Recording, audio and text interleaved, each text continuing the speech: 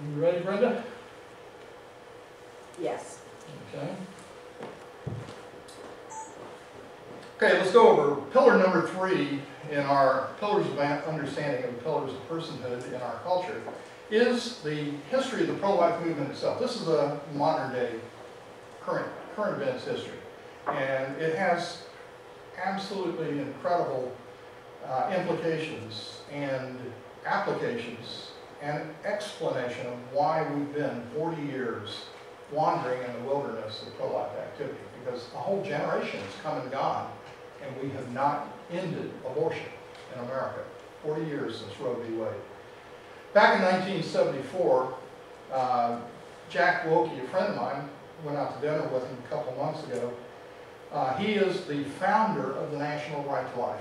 Jack is. 40 years ago, he founded it. And he's getting up there in years right now, as most of the original pro-life heroes are. And yet, it's clear from the beginning what the ultimate goal of the pro-life movement was. It wasn't to overturn Roe v. Wade. The ultimate goal, he said, is quite direct and simple. Pro-lifers want an amendment to the U.S. Constitution, to the Canadian Charter of Rights, that will give equal protection under the law to all living humans from the time their biological life begins at fertilization until natural death. He went on to add that understanding that such a goal, a federal human life amendment, remains yet in the future, pro-life people have an intermediate goal, returning the right to make decisions about abortion to each individual state. And that's where a state constitutional amendment comes in. Right now, Personhood Florida is attempting to collect, how many signatures, Brenda? 600. Over 700,000. Over 700,000 signatures here in Florida. Registered voters will guarantee that the amendment is placed on the ballot for the people of Florida to vote to change their Florida Constitution. This is an intermediate step, an incremental step in recognizing the sanctity of life at a legal level. And this is the absolute objective of the pro-life movement from its inception, has been the recognition of personhood under the law. Back in 2009, my good friend Bert Walsh told the audience, he actually was speaking in a breakout session on the history of the pro-life movement in modern times. He said that over the last 4 decades, the movement itself has been split 3 times over the issue of personhood. The movement has been split. The first time the movement was split was 1 year after it formed. One of the National Right to Life board members, Nellie Gray, I was speaking to Nellie 2 months ago, and she asked me to speak at the National March for Life up in D.C. this year. And then the Lord called her home a week later. And we're not sure what's going to happen to the March for Life. It was her baby. She left the National Right to Life over an issue of what she felt was spiritual compromise at National Right to Life 1 year after it was formed, because they were talking about allowing for rape and incest exceptions to be acceptable. Well, she left and formed the March for Life and what she called life principles, no exception, no compromise. She called for a human life amendment to the Constitution of the United States, and says this in her life principles: knowing that no sound action can grow out of a vacuum of purpose, March for Life formulated the life principles as a forthright, comprehensive statement of the position motivating the pro-life movement. In other words, what she was doing was she was saying, look, National Right to Life is already talking compromise, and I want the movement to clearly understand the Personhood Amendment to the U.S. Constitution without exception along the way for any class of human life at all. No ancephalic children, no children conceived based in the heinous acts of their biological father, or any other reason justified the killing of those children under a human life amendment, Personhood Amendment. Well, that actual debate didn't happen at National Right to Life until September 30th, 1976, 3 years later. And was a Catholic, congressman, senator, champion for sanctity of life issues and laws. And up until that time, all of the debates since 1973, there had been no laws, pro-life laws, passed with a rape and incest exception. Well, for the first time ever, Henry, the pro-life champion, came to the pro-life movement and said, I'm sorry, we don't have the votes. We can ban 95% of all federal funding of abortion for all, saving all these lives, but we have to give up in this area of rape and incest in order to get the votes. And for the first time ever, the U.S. Conference of Catholic Bishops said yes to the killing of a class of human life. They had always resisted right up until that point, and by their leadership gave approval for the execution of children conceived based on their manner of conception.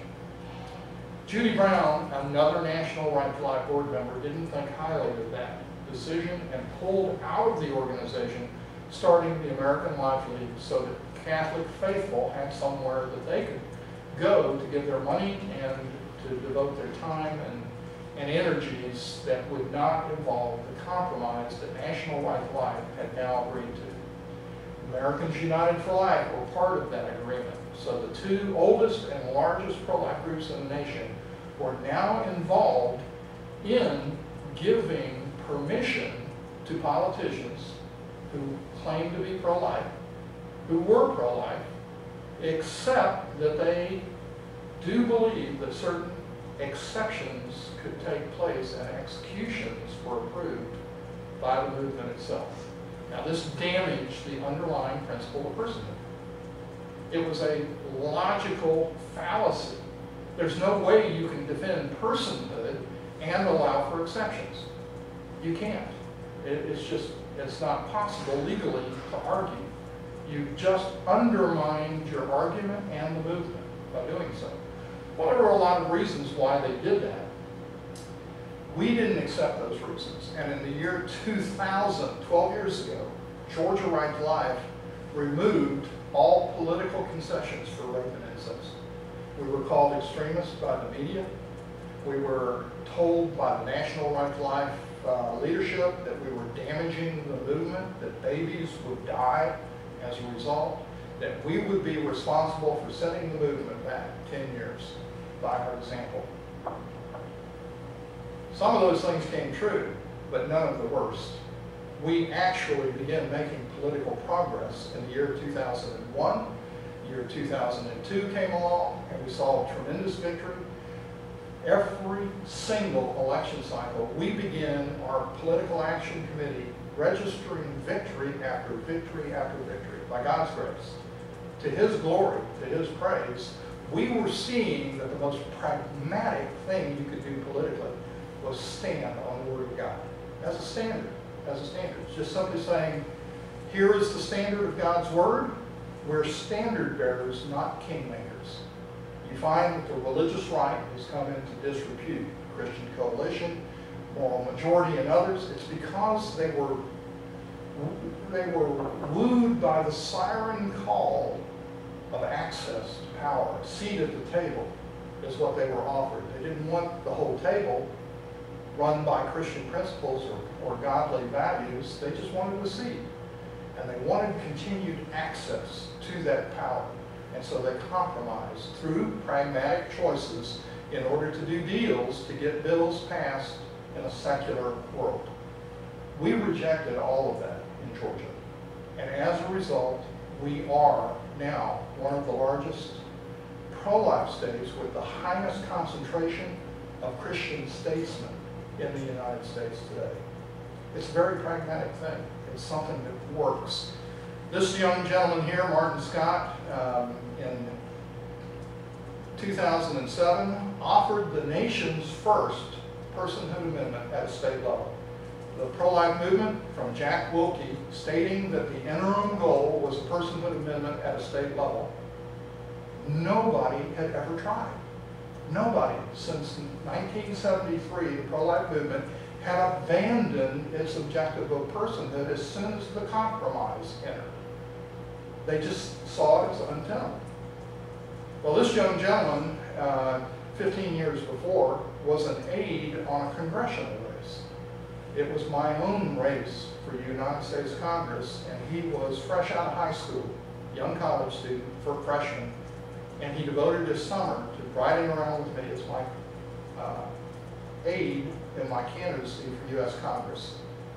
Was running against the now governor of Georgia, who was a Democrat at the time, and a pro-abortion, who is now one of our champion pro-lifers as a result of standing firm on the values that we hold dear.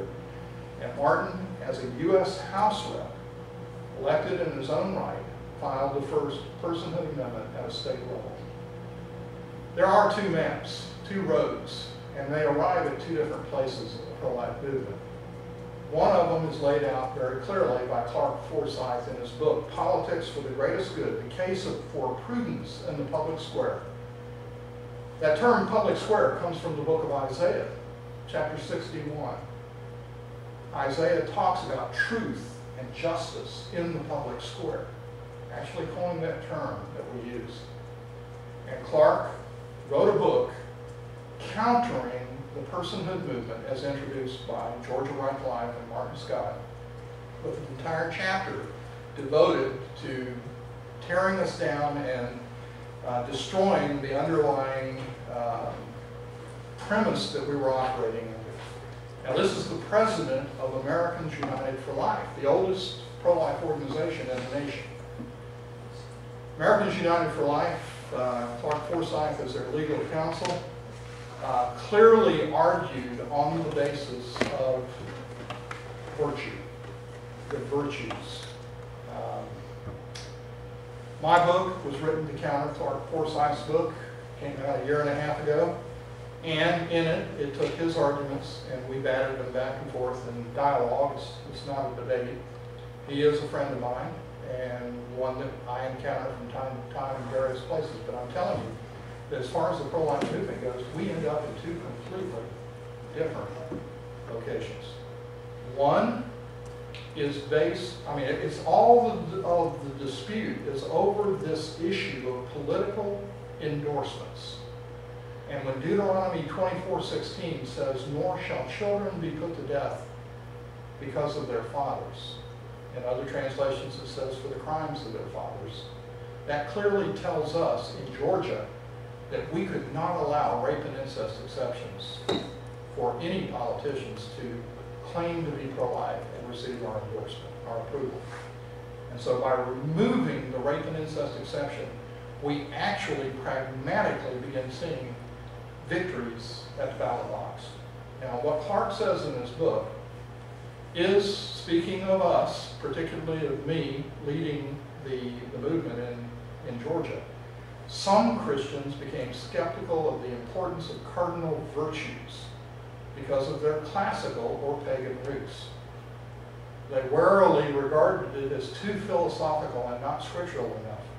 They preferred to talk about commandments and duties rather than virtues. People of faith, it seems, are particularly susceptible to imprudence when it comes to their involvement in political and social causes. We've heard that from the beginning. Ever since we embarked on this different biblical worldview path, we've been charged with being imprudent, impractical, naive, simplistic, a host of arguments that have been labeled against us, all of which have fallen to the ground, with the exception that the media did call us extremists. In 2000, we were the extremist pro-life organization, more extreme than National Right to Life parent affiliate. Well, as we won victory after victory after victory, to where now 41% of our entire government is pro-life without exception. 41% of our entire government is pro-life without any rape and incest exceptions. And the people of Georgia voting 66% to approve a personhood amendment without exception. Guess what? We're no longer extreme. We're mainstream. We are the standard by which all politicians are measured in the state of Georgia. You can't get elected without the Georgia Right to Life endorsement in the state of Georgia. And it's because we were willing to confront the culture, to stand on biblical values and biblical worldview in order to be a standard bearer and not a kingmaker. When we get involved in picking and choosing among candidates, we're somewhat trying to be God in the political process. We leave it up to His providence to raise up authority or to put down authority. All we do is certify that this group of candidates are correct on the issue of the sanctity of life. And so one of our panels out here that we engage the culture with is, should it be legal to kill a person based on their circumstances of conception? Of course, we're moving the argument to a presupposition that the preborn are persons. And we try to do that with the spina bifida picture there on the front of the Vanderbilt magazine. That's an actual uterus that's been removed from Mrs. Armis's body, and little Samuel is being operated on at Vanderbilt to close up the rift in his back caused by spina bifida. So they're treating the spina bifida as a fetus in the womb, and it's been successful. And I know Samuel, we have him in several of our events, our fundraisers and so forth. He's a character. He's got 2 or 3 brothers and sisters, and he's just as spoiled rotten as they come because of his popularity and his fame from this photograph. He knows it. He's 12 years old now, and just a delightful young man. And, you know, do the preborn have worth? Do they, I mean, are they persons? Anybody that can personalize the story can move the culture to engage on this subject. Down syndrome. Currently, over 90% of all Down syndrome children die by abortion. 90%. Because of the new testing that's being done at a genetic level. 10% of all these tests are false positives. They're wrong. They're perfectly normal children that are being aborted. Can you imagine parents discovering that their aborted child is perfectly normal? Whoops. Whoops. It's horrific. We have had actual cases reported to us of people I know in my community that had diagnosis of horrendous fetal anomalies present in their children through these genetic tests. And they, because of their strong biblical faith and values, refused to abort those children. And those children were born perfectly normal. Not a thing wrong with them. Doctors are not God. They do not have 100% view into the future, nor are they as skilled in their craft as they'd like to believe. And of course, the famous story of Rebecca Kiesling, who had a serial rapist as a father. And they caught him, punished him, and sent him to jail, but her mother didn't want her and tried to abort her and eventually put her up for adoption. She didn't even realize she was adopted until she was 19, 20 years old, your age. That's when she found out she was adopted. Then she went and found her adoptive mother, who didn't want her, and reconciled and wept and cried, and, you know, now has 4 children of her own. Any questions on the movement? National Right to Life has gone off the rails. Did anybody see the news this morning involving National Right to Life endorsing Senator Scott Brown of Massachusetts? What's significant about that? Do you remember Todd Aiken's controversy, the controversy about a candidate talking about rape, legitimate rape, quote, and the Obama campaign making such a big deal about it, and Mitt Romney not siding with the Republican candidate because he talked about the rape and incest exception. He didn't have it. And he misspoke in trying to describe why he believed in the sanctity of life and got caught messing up. And everybody in the Republican Party, including Mitt Romney, threw him under the bus and distanced themselves from him. Well, he's now winning in his race. Looks like he's going to win. But Murdoch did it 2 nights ago up in Indiana. He said, look, I believe life begins at conception in a forum, in a debate. I believe life begins at conception. I believe even in the horrendous acts of violence against a woman when she's raped, that if that rape results in a pregnancy, God intended it. You know what the press reported? God intended the rape. God intended the rape, not the life. And it's been in the news all over the place the last 2 nights. Obama's talking about it, everybody's talking about it. What did National Right to Life do this morning? National Right to Life issued an endorsement for Scott Brown, who just yesterday evening said, I am pro-abortion, ladies. I'm a Republican. I am pro-abortion. I am pro-choice. I am in no way in this crowd over here with these pro-lifers. And National Right to Life issued a full endorsement of him, specifically for him. This is the type of compromise and accommodation that is not based on biblical truth and presuppositions. When you accept that biblical revelation, divine law, is the only standard by which government is held accountable, then where are the Christians and the church to stand up and say, this far, no further. This is all the further we're going to go. So it's current events. These are things that are happening now. This is your generation. And this is why it's essential that we formulate a biblical worldview approach to the culture around us, particularly in the realm of civil government and politics. It's not just marriage, family, and the church that the Word of God speaks to. It speaks to civil government as well, as you're learning here in every facet of your study. Pillar of understanding number 4 is being anti-abortion. Anybody object to that term? Why don't I use the term pro-life? Instead, I use the term anti-abortion. The press calls us anti-abortion. Do you know that their editors of the newspapers are not old? I mean, they do not permit their reporters to use the term pro-life. They have to use the term anti-abortion because it conveys us being the aggressor, the negative, in a negative light against something.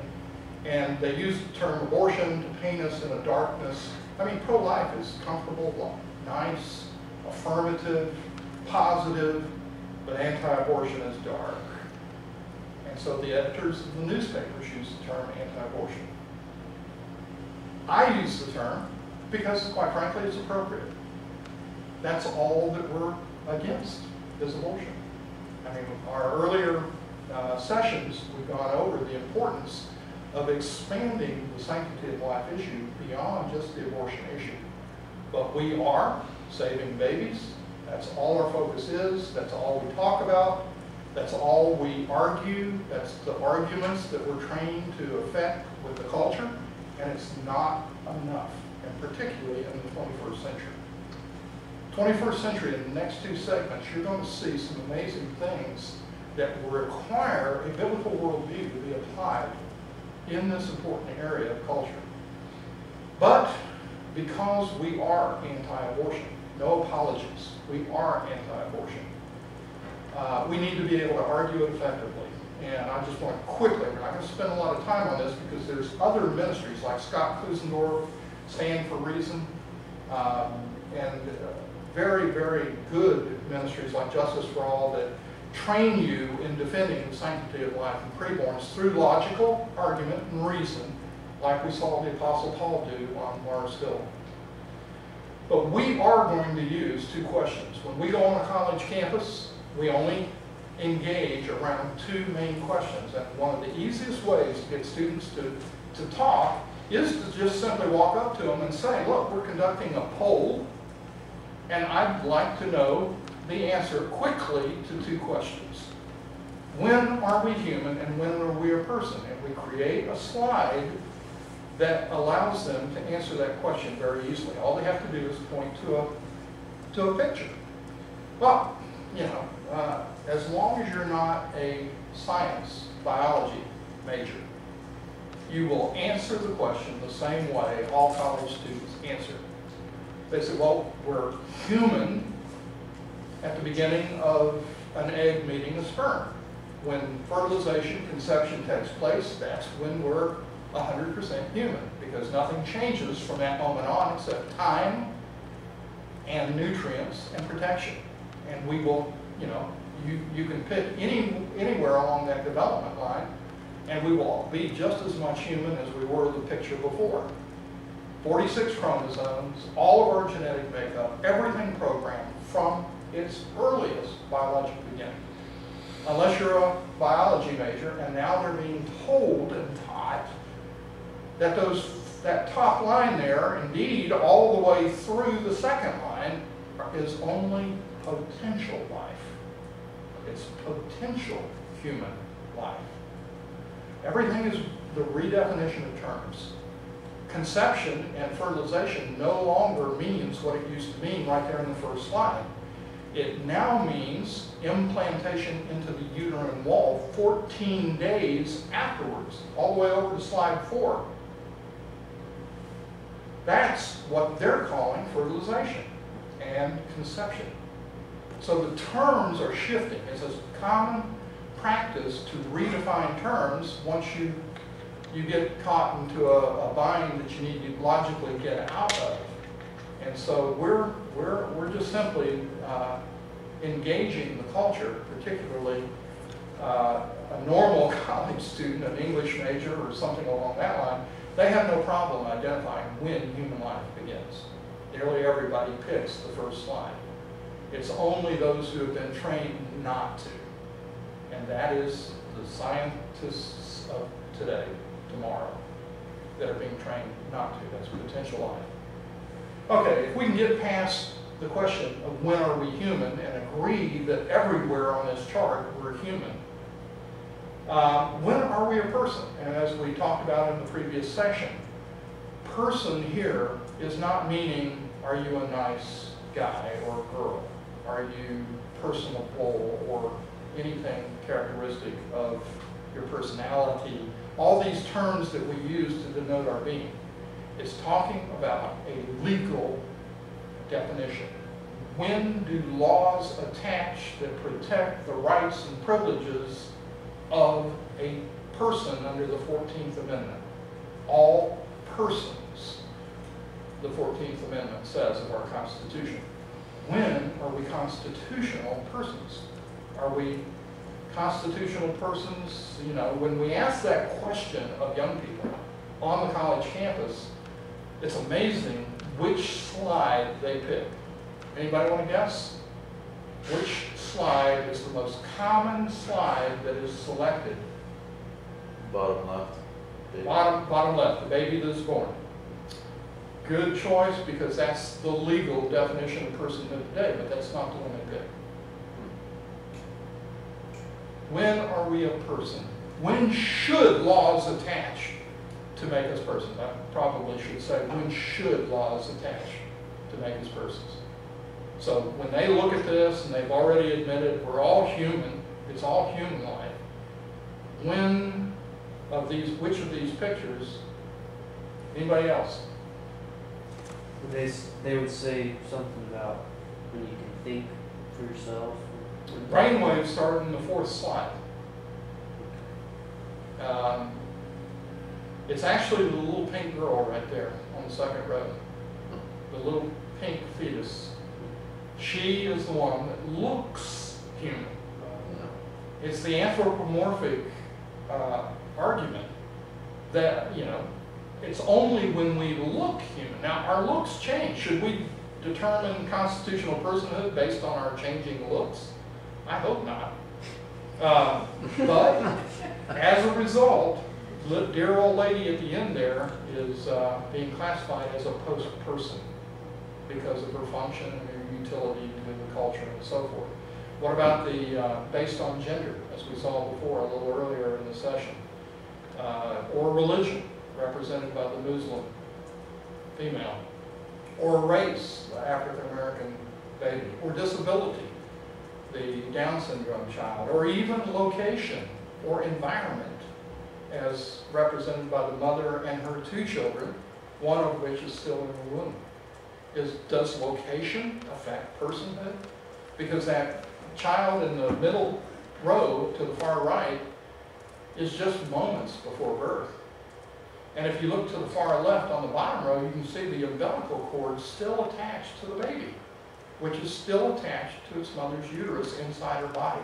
Is that baby still part of the mother's body, according to my body, my rights argument? And do you know, and as I tell students, that you can deliver that child, and as long as its head to its belly button, its umbilical cord, remains in the birth canal, you can still stick a pair of scissors in the base of the skull and vacuum out its brains legally under the Supreme Court ruling of Casey versus Carhart. That law is something you need to read. I mean, just pick any place in it, because Justice Kennedy, writing about the partial birth abortion law, has to describe in graphic detail how you can legally kill this child under the new ruling. And it's chilling to read our Supreme Court Justice describe the act of murder for a child of that age, which most reasonable people would find horrific. And yet it is the law of the land right now. This panel is the most engaging panel to set the stage for the presuppositions that we argue, reason with the college students. Why is the when are we human question of primary importance? Well, everybody's got a little brother or a nephew or a next door neighbor, little 4-year-old who's a little Rambo, and he comes into the kitchen while you're sitting in there, and his mother's got his back turned to him. She's doing the dishes, and he comes in and says, "Mom, may I kill it?" Well, if it's his mom, she's going to spin around real quick. Why? Because it's morally essential to determine the what before you agree to kill it, before you agree to take its life. What if he's holding a cockroach or a spider? I mean, I'm particularly biased against spiders. I was remodeling my daughter's home in Australia when this guy was sitting about 6 inches from my hand, and I had a hammer in my hand. Now, I want to tell you, it was pure reflex. There was no thought at all. I was just outside my body watching it react, and it was a mess. These guys, I found out, are not aggressive. They do pack a pretty good wallop in the way of a bite, but they, people keep them as pets. They eat birds, for heaven's sakes. They catch birds. So if he's holding a spider, I go for it. I don't have any problem. What if he's holding a kitten or a puppy? What if he's holding his little brother? Or, mother, may I kill this preborn human? It matters to determine the what. So that's why we use the question, what is it? If the preborn is not a human being, no justification for abortion is necessary. We agree with the world, the culture. However, if the preborn is a human being, no justification for abortion is adequate. Once again, we go to the question of when are we human? And when should laws attach? Well, what is it that makes the preborn a human? It's clearly its unique genetic fingerprint from the moment of fertilization. Now we'll go into some of the genetic science in the next session on the emerging technologies and what they're doing with it. It's pretty amazing stuff. But the problem is that we are who we are, and we never changed from the moment that we were conceived, fertilized, or as we have to say now, from our earliest biological beginning. Because you know how many ways there were 20 years ago to create human life? There was one old-fashioned way to create human life. You know how many there are today? Anybody want to guess? 31. 31 unique ways to create a human child that grows to maturity and becomes an adult. 31. One of which is just to take a skin cell from yourself and turn it into a sperm, which can also be turned into a female egg, and you join them together sexually and transfer them to a female womb, and you can clone yourself. Homosexuals are doing this right now, lesbian couples, to sexually, asexually reproduce themselves in California. So 31 unique ways to create a human life, and many of these things we don't have a theology for yet. So you'll be developing, in what I hope is a biblical worldview way of you to respond to society and the culture as some of these things come down. If you had 10 zygotes, single cell humans, or goats, or rhinoceroses, or whatever, frogs, you're not going to be able to tell them apart in the zygote, the level of the zygote. I've been accused of Rachel Maddow on MSNBC of being an old man staring at zygotes, after that movie, Men Staring at Goats. So it's a very definite slam on the pro-life movement as we get into determining at a genetic level who, what is it, what laws attach and when. You're going to tell by the DNA. We can tell by the DNA what we are, and we will never be anything but what we are from the very beginning. Looks don't mean a thing. It's the DNA evidence that differentiates us and makes us eventually, over time, recognizable as a human. That top chart that we specifically created that top line up there not to look human. What is the official hermeneutic of this school? Grammatico-historical. The grammatico-historical hermeneutic interpretation of the word would clearly not agree that the psalmist had in mind in Psalm 129 when he said, "We are wonderfully knit together in our mother's womb." That top right corner where the two sides of the facial region literally fuse or knit together. I'm sure the psalmist didn't have that in mind, but it is true. We are knit, because if that palate does not close, we have what's called a cleft palate, child with a congenital defect.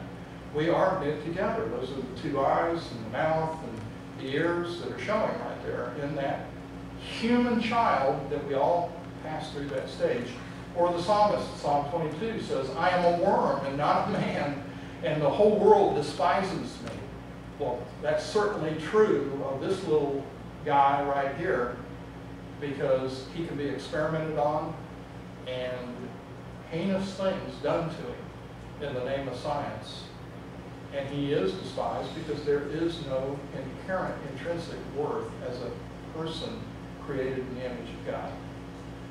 Biogenesis is just simply another way of saying that all life comes from pre-existent life. Second, each being reproduces after its own kind. Not. Even as we produce this slide, it has become obsolete. Already there are ways to reproduce not after our own kind that we're going to be going into a little bit later in the next session. So even science and the basic tenets of science are changing in your day. In fact, they're talking about the advance of biotechnology, doubling in knowledge from the beginning of the dawn of history till today, doubling in knowledge in the next 20 years. And in the next 10, it will double again. So in the next 30 years, we're looking at a doubling of the increase of biologic, genetic understanding and knowledge. It's happening with the human genome being mapped. We're seeing all kinds of amazing things. One of these arguments right here is one that you hear every time you go out to the college campus. Well, that's not a person, it's just a potential person. That's when the biology medical students come at you. It's just like an acorn. An acorn is not an oak. That's how they argue. It's just a potential oak waiting to happen. Well, that's wrong. I mean, scientifically, it's wrong because everything is determined by its DNA. And an acorn actually is a complete oak and never changes. It's just an oak at an infantile stage, at an infant stage. An oak tree is an oak at a mature stage, at an adult stage. So the argument is flawed, and you hear it every time, so you need to be prepared to counter it. And it's not that an acorn can potentially become a mature oak tree. It never becomes an oak. It already is one. According to DNA, according to the law of biogenesis, according to its inherent nature, all that changes is looks, appearance. Looks, of course, aren't everything, and that's why we use the chart on that top line, beginning with the zygote. We use different terms to talk about what we look like at different times. And yet, anybody from an infant to a child to a teen to an adult is considered a person under our laws. Why wouldn't a fetus, an embryo, and a zygote? Nothing changes. Still human DNA, still 46 chromosomes, all present at the same time. So, science basically, recap, the preborn's a living being. Preborn's body is not the mother's body. It is unique. It has its own blood supply, its own, what we're learning now in science, prenatal science, is that it commands and takes charge of the mother's body. It begins issuing commands to her body to respond hormonally through hormones to accomplish certain things on its behalf that she couldn't avoid if she wanted to. Preborn is a human being. There is no difference between a human being and a human person. That's the sequence of logic and reason that we use to move them along. Now, many poor women can't afford another child. We hear that all the time, particularly among African Americans, who will come up and offer a sociological argument for killing a preborn child. And the first thing I say to them is I listen to them patiently about how it is better to kill this child and let it go to heaven than to have it be brought up without a mother and a father running the streets of the town. And I listen patiently and I say, find common ground. That is a very strong sociological argument. It's a sociological argument. Do you want your protections of rights and privileges under the U.S. Constitution determined by sociological factors such as wealth, access to income, and so on and so forth, societal issues? No, you want intrinsic rights protected intrinsically. You don't want a sociological. So what we do is we use what's called trot out the toddler. And all it means is that if you wouldn't do it to a toddler, you wouldn't do it to a preborn. You know, well, should we allow a mother who's facing disruption of her education, her degree, or her career, let her have an abortion, go ahead and kill the child, because it's interrupting all of these important things? Well, I don't know a single toddler that doesn't interrupt those same things. It's just a fact of life. It's a reality. So let's go ahead and kill the toddler. Okay, so you're okay with killing 2-year-olds. Is that all right? Is that what you're saying? No, of course it's not what I'm saying. Well, then why would you do it to someone who is just different in their location? They're just different because they're 6 inches inside the birth canal. Or maybe their environment or degree of dependency and so on and so forth. So the trot out the toddler is always one that you can use, and the other one is SLED, which is their size, their level of dependency, their environment, and their degree of development. Is that it? Get my facts straight here. We're not going to go over those because these other ministries are out there that really help you to grasp these arguments for being anti-abortion. And that's why we say that that particular pillar is an anti-abortion pillar. Any questions, comments dealing with the current state and status of the pro-life movement and the logical arguments that we use to engage the culture. This is the last session, and by far, in my opinion, the most important, because it takes you where you've never been. Yes? It's about to trot out the toddler. Is there any push from liberals and people wanting to have that as an option once they have their babies? Actually, there is. The question was, is there any push for that to kill the toddlers? Peter Singer is the bioethics professor at Princeton University. He's from Melbourne, Australia. And just 4 weeks ago, I was speaking to Australia National Right to Life in Melbourne and brought up Peter Singer, and the whole room groaned. And I said, thank you for that. You didn't want him, and we got him. But he's at Princeton, and his point is that he believes that toddlers, perfectly normal toddlers, through 18 months of age, should be allowed to be after birth aborted. After birth aborted. Because what's the difference? He is actually arguing our argument. That humans are no different whether they're in a preborn state or a postborn state, as long as they don't meet the criteria for personhood. It's all about legal personhood in his mind. Sorry. Do you have a question? Well, I heard in Europe, I believe, that's being practiced. They're making the logical argument that, when the baby's born, it can't think for itself, so might as well kill it anyways. What's the difference? In our previous session, we covered the fallacy of government defining personhood rather than recognizing it. We believe that divine revelation, divine law, grants personhood from God, and that government must be under God, and they cannot usurp God's revealed word. So that doesn't stop governments from doing so. And so when they define personhood as being self-aware, they define personhood as being future-oriented, having a vision of future things to plan for the future. Those are all elements of personhood that they are defining to allow for after-birth abortion of toddlers, perfectly normal toddlers. Now, something happened in 2005 at the National Right to Life Convention. Anybody know who Chuck Colson is?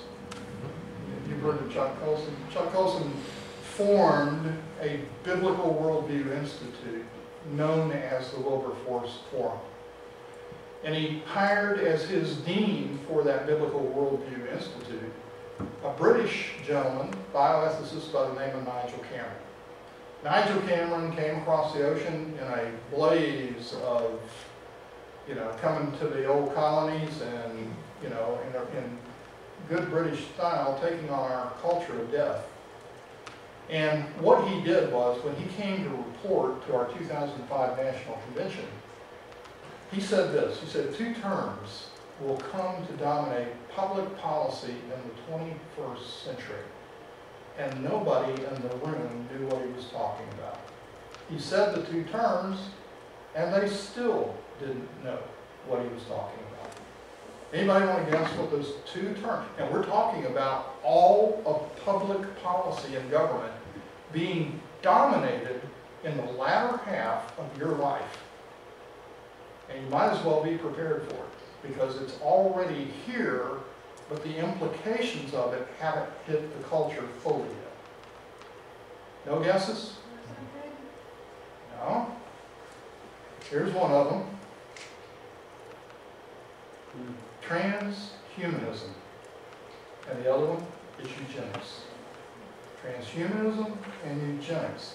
2 terms, one of which we're familiar with in a negative light from Nazi Germany. The eugenic movement that took place here in America and was exported to Nazi Germany by Margaret Sanger, the founder of Planned Parenthood. She trained Hitler's lieutenants to take back a eugenic science, and guess who paid for it all?